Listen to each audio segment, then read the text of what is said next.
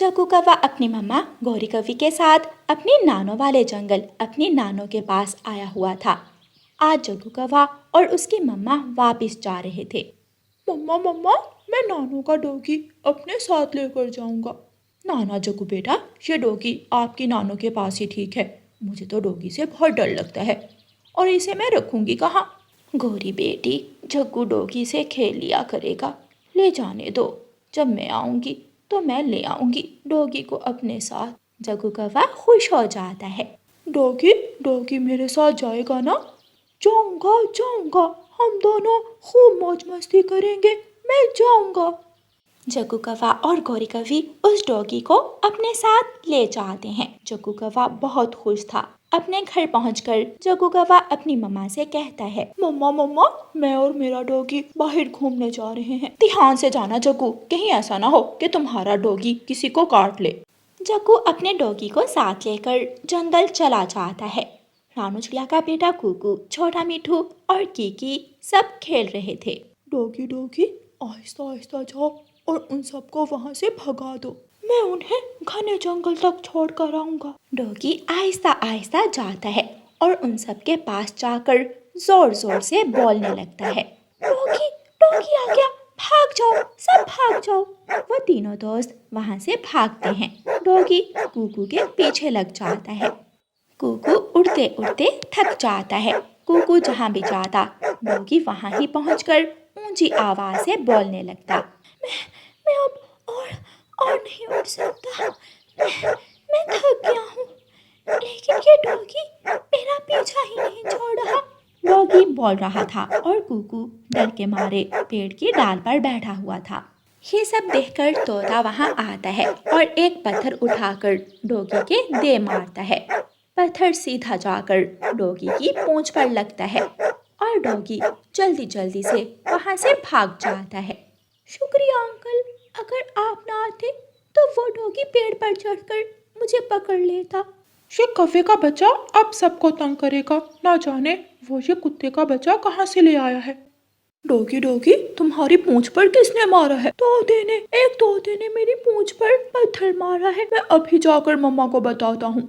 जग्गू कौवा अपने घर भागता है। मम्मा मम्मा, तोते अंकल ने मेरे डॉगी की पूंछ पर पत्थर मारा है। उस बड़ी चोंच वाले तोते की इतनी हिम्मत कि मेरे जग्गू के डॉगी को मारे, उसे तो मैं छोड़ूंगी नहीं। गौरी कवि गुस्से में घर से निकलती है और जाकर मिठू तोते को पकड़ लेती है। मिठू तोता गिर जाता है और गौरी कवि मिठू तोते के ऊपर बैठकर उसे अपनी बड़ी चोंच से मारने लगती है। बता बता, अब बता, फिर दोबारा मारेगा मेरे जग्गू बेटे के डॉगी को? बचाओ बचाओ, मुझे बचाओ, इस काली कवि से बचाओ। गौरी कवि मारने के बाद तोते को छोड़ देती है। जग्गू का डॉगी कुकू के पीछे लग गया था। अगर मैं समय पर उसे ना भगाता तो वो डॉगी कुकू को नुकसान पहुंचा सकता था। अब तो छोड़े ही हूँ मैं तुझे, लेकिन दोबारा मेरे जग्गू के डॉगी की तरफ आंख उठाकर भी ना देखना। जंगल के सभी पक्षी जग्गू कौवे के डॉगी से तंग आ जाते हैं। कल उसने कुकू पर हमला किया, आज छोटे मिठू पर।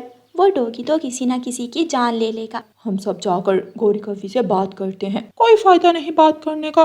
गौरी ने मुझे मारा है, वो सबको मारेगी अगर किसी ने जग्गू के डॉगी की बात की तो।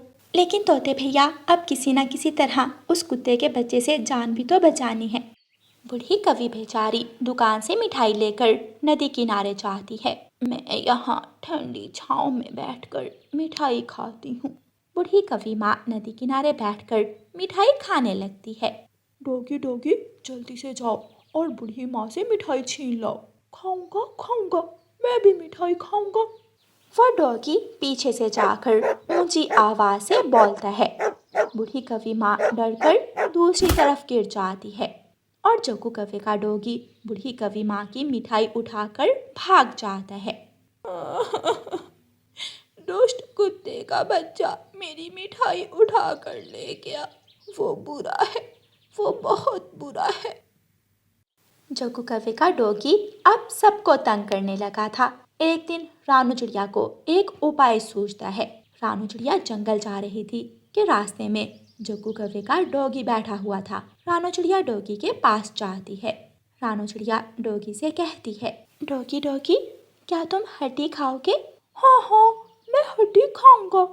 तो फिर चलो मेरे साथ। रानू चिड़िया डॉगी को कसाई की दुकान पर ले जाती है और कसाई से एक हड्डी डॉगी को ले देती है। डॉगी डॉगी, यहाँ बड़े बड़े कुत्ते भी हैं, वो तुमसे हड्डी छीन लेंगे। तुम ये हड्डी नदी की दूसरी तरफ जाकर खाना। ठीक है चिड़िया, तुम मुझे नदी की दूसरी तरफ छोड़ आओ। रानू चिड़िया जग्गू कौवे के डॉगी को लेकर नदी की तरफ जाती है। जब डॉगी नदी के पुल से गुजर रहा था तो रानू चिड़िया डॉगी से कहती है, डॉगी डॉगी, वो देखो नदी में एक और छोटा डॉगी है जो तुम्हारे जैसा ही है। उसके पास भी एक हड्डी है, जल्दी से जाओ और उस डॉगी से हड्डी भी छीन लो। डॉगी पुल से नीचे झुककर देखता है, उसे नदी में अपना अक्स दिखाई देता है। वो मेरी तरह का ही दूसरा डॉगी है, मैं उसे हड्डी छीन लूंगा। जग्गू कौवे का डॉगी नदी में छलांग लगा देता है और नदी के तेज पानी में बहकर दूसरे जंगल पहुंच जाता है। रानू चिड़िया बहुत खुश होती है और आराम से अपने घर चली जाती है। जग्गू कौवे का डॉगी बहुत दूर वाले जंगल पहुंच जाता है और नदी से निकलकर घने जंगल की तरफ भाग जाता है। ऐसे रानू चिड़िया जग्गू कौवे के डॉगी से सबकी जान बचाती है और जंगल के पक्षियों की परेशानी का उपाय निकालती है। प्यारे दोस्तों, इस कहानी को लाइक, अपने दोस्तों के साथ शेयर और चैनल को सब्सक्राइब करना बिल्कुल मत भूलना। आपका धन्यवाद।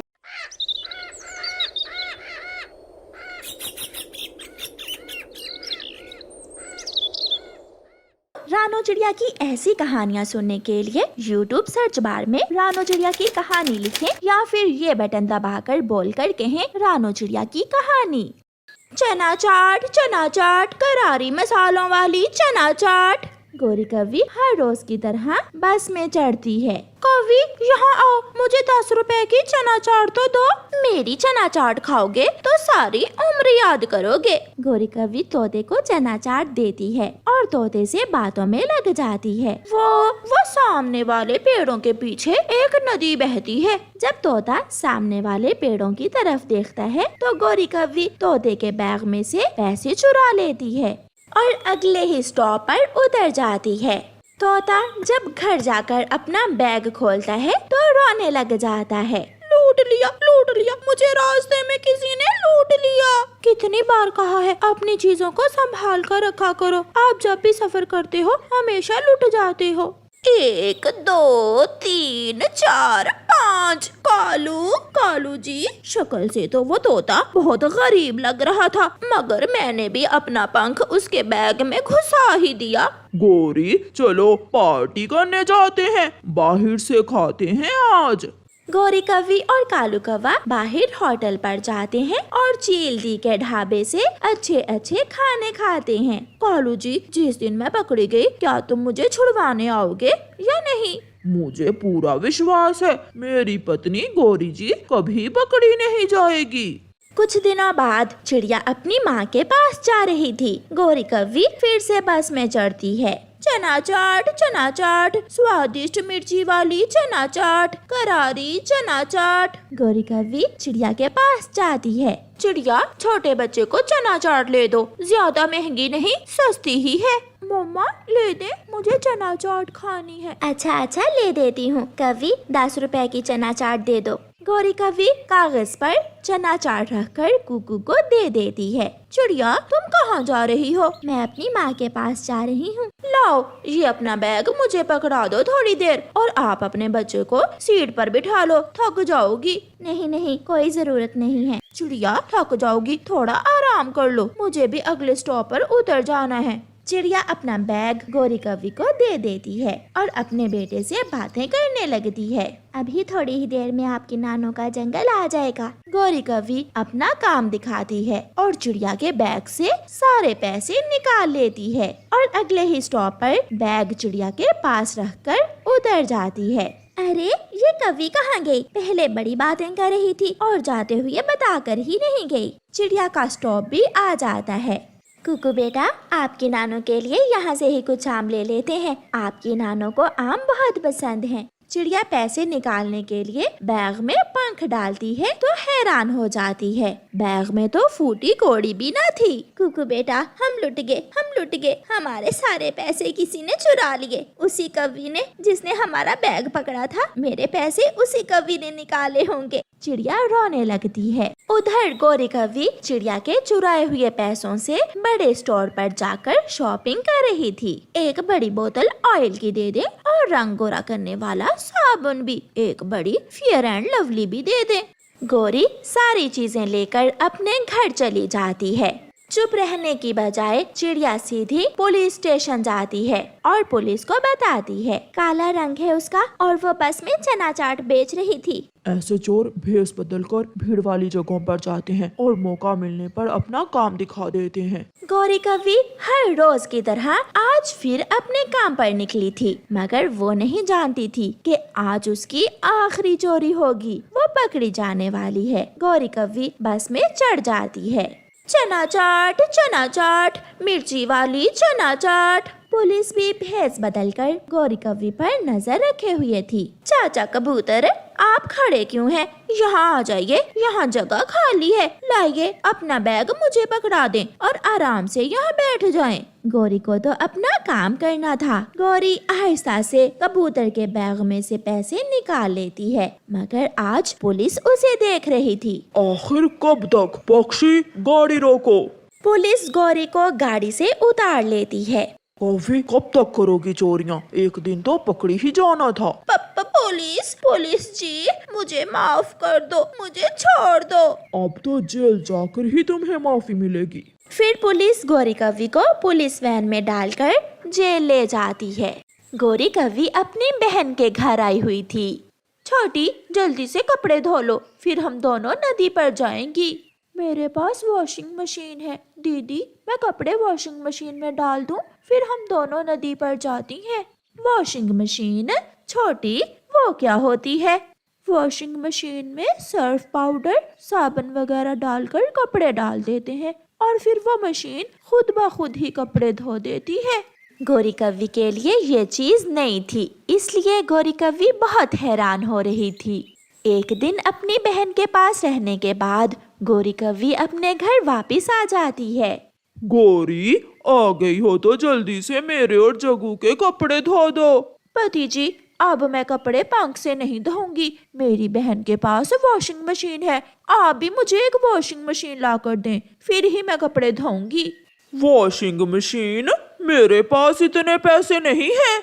अगर पैसे नहीं है तो क्यों शादी की थी मुझसे? जो चीज भी मांगो, पैसे नहीं है, पैसे नहीं है। किस दिन होंगे तुम्हारे पास पैसे? अच्छा, मैं जाता हूँ और देखता हूँ। फिर कालू कौवा बाजार जाता है। वो इलेक्ट्रॉनिक्स की दुकान पर जाता है। कबूतर जी, क्या आपके पास कोई सस्ती वॉशिंग मशीन है? हाँ है, ये चाइना की वॉशिंग मशीन है। ये बहुत सस्ती है, मगर तुम हमारे देश की बनी हुई वॉशिंग मशीन लो। ये बहुत ज्यादा अच्छी है और मोटर की भी 5 साल की गारंटी है। मेरे पास इतने पैसे नहीं है कबूतर जी, आप मुझे ये चाइना की सस्ते वाली वॉशिंग मशीन ही दे दो। फिर कालू कौवा चाइना की सस्ती वॉशिंग मशीन लेकर घर चला जाता है। घर जाकर कालू कौवा वॉशिंग मशीन का स्विच लगाता है और उसे ऑन करता है। रुको कालू जी, मैं कपड़े और सर्फ डाल दूं, फिर ऑन करना। गोरी कौवी जग्गू के कपड़े पहले डालती है और साथ ही सर्फ और पानी डाल देती है। कालू जैसे ही स्विच ऑन करता है, वॉशिंग मशीन से टक टक की आवाज आती है और एक बार चलकर ही रुक जाती है। कालू, ये क्या हुआ? मेरी बहन की मशीन तो इतनी तेजी से चल रही थी और ये एक बार चलकर ही थक गई है। मैं अभी देखता हूँ। कालू कौवा कबूतर को फोन लगाता है। हेलो कबूतर जी, जल्दी आओ, मैं कालू कौवा बोल रहा हूँ। मेरी वॉशिंग मशीन चल नहीं रही, थोड़ा इंतजार करो, मैं अभी आता हूँ। थोड़ी देर बाद कबूतर आ जाता है। ये चाइना का माल है, मैंने कहा था तुमसे अपने देश की वॉशिंग मशीन ले लो, मगर तुमने बात ना मानी। अब मैंने ठीक कर दी है। वॉशिंग मशीन चल जाती है और कबूतर चला जाता है। थोड़ी देर बाद वॉशिंग मशीन फिर से रुक जाती है। कालू, ये तुम्हारी नकली मशीन फिर से खराब हो गई है। ये कैसी मुसीबत है, मैं तो फंस ही गया हूँ। ऐसे ही कई दिन गुजर जाते हैं। वो वॉशिंग मशीन एक दिन चलती तो एक दिन बंद हो जाती। कबूतर जी जल्दी आओ, वॉशिंग मशीन ऑन ही नहीं हो रही। भाई कालू कौवे जी, ये मेरा मसला नहीं है, किसी इलेक्ट्रिशियन को लाओ। फिर कालू कौवा तोते इलेक्ट्रिशियन को बुलाता है। मैं देखता हूँ, हाँ अगर कोई नुकसान हो गया तो मैं जिम्मेदार नहीं हूँगा। यार इसे किसी तरह ठीक कर दो, मैं तो चाइना की वॉशिंग मशीन लेकर मुसीबत में फंस गया हूँ। फिर तोता इलेक्ट्रिशियन वॉशिंग मशीन की तार को चेक करता है। धुआं सा निकलता है और एक जोर की आवाज आती है। ओहो, मोटर जल गई, इसकी तो मोटर जल गई है। एक दिन भी सुकून से मैं कपड़े ना धो सकी इस वॉशिंग मशीन से।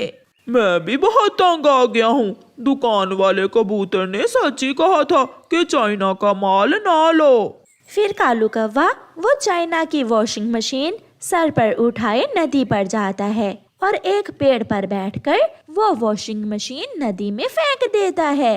जान छूटी, जो भी चाइना की वॉशिंग मशीन लेगा मेरी तरह मुसीबत में ही फंसा रहेगा। फिर कालू कौवा बाजार जाता है और इंडिया की बनी हुई एक अच्छी वॉशिंग मशीन खरीद लेता है। उस दिन के बाद गोरी भी सुखी और कालू कौवा भी सुखी हो जाता है। प्यारे दोस्तों, इस कहानी को लाइक, अपने दोस्तों के साथ शेयर और चैनल को सब्सक्राइब करना बिल्कुल मत भूलना। आपका धन्यवाद।